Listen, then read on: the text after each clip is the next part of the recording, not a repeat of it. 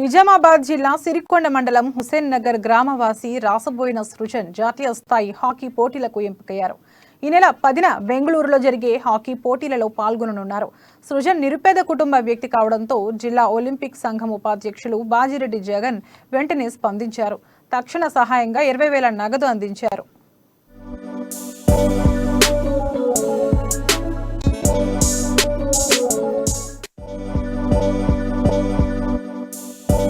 మరి జాతీయ స్థాయి హాకీ పోటీలకు ఎంపిక కావడం చాలా సంతోషకరం. మరి ప్రతిభ ఉండి కొన్ని ఆర్థిక ఇబ్బందుల వల్ల మరి ఈ నెల 10వ తారీఖు మరి బెంగళూరులో జరిగిన హాకీ పోటీలకు హాజరు కావాల్సి ఉంది.